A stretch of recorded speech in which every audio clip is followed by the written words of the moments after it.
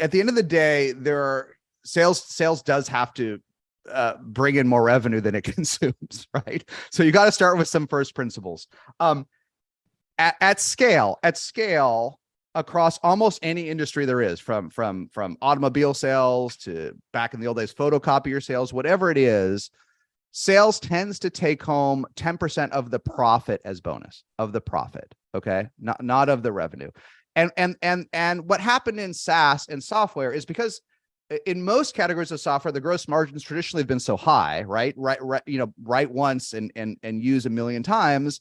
Margins were 90%. Margins are still 90% at Adobe and Microsoft and Intuit, that we basically gave the sales reps 10% of all the revenue instead of 10% of the profit, right? So a sales rep might make $100 when they sell you a $40,000 car because the profit's $1,000.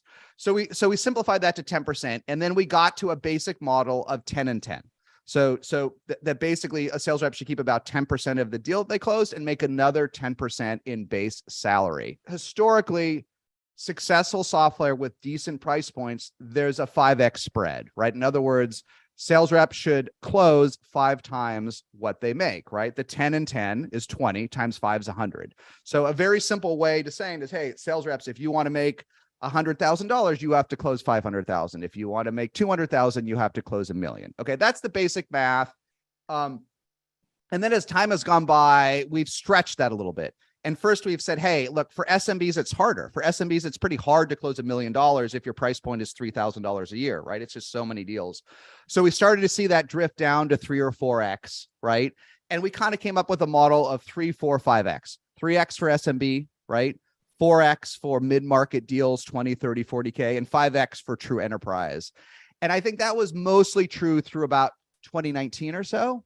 And then so much capital flooded into SaaS companies that it all broke down, right? People would give large draws, people would give guarantees, people became obsessed with the whole SaaS. There was inflation, like sales reps would ask for more and more OT. So how do you deal with that, right? And so this 3, 4x, 5x broke down the last 2 years, and it's going to create some sad stories and some pain, but we have to get back to business models that make sense. So if you sit on a Google sheet and you just design 3, 4, 5x, you'll be fine.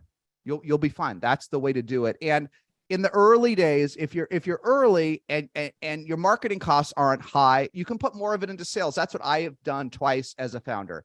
I've built companies that had relatively low marketing costs. Not that we didn't do marketing, but relied on social media, viral, and others. And I put that extra money into sales. So I paid sales more than that 3, 4, 5x, not dramatically more, but enough more, but enough so that the math worked out. And if you can, in the early days, you have to make sure that sales can eat. So sometimes your first rep could not only take home 20% of what they close. In fact, in the very early days, it's often 1x. In the very early days, like you bring your first rep and you'll say, look, for the first 90 days, for the first 4 months, you take home everything you close, because we wouldn't have closed anything without you anyway. So just keep it all. And then after that, we'll scale up to 3, 4, 5x. So there's more content on SaaStr, but hopefully that's a good framework. They have to eat, you have to make money. But some of the insanity of the last 2 years, it's got to go because that we're burning too much cash.